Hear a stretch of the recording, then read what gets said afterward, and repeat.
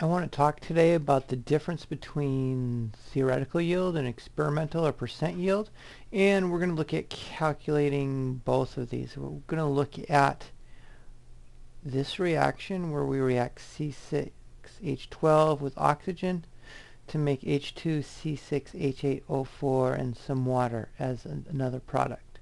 And let's suppose for a minute that we react 25 grams of this C6H12, and we want to figure out what we could expect as the maximum amount of product we would get out of this if everything went perfectly.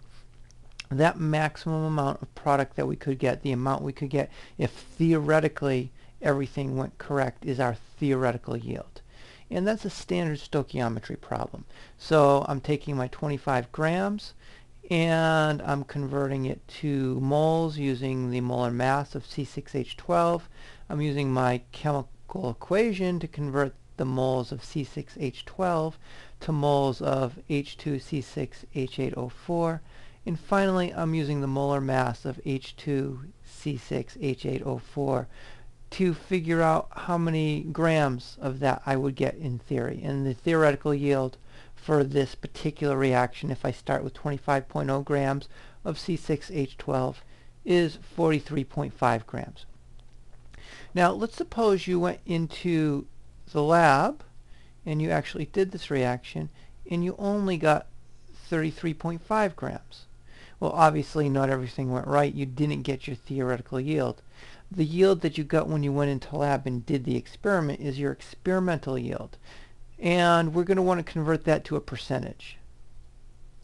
We're going to want to convert our experimental yield to a percentage, sometimes called the percent yield.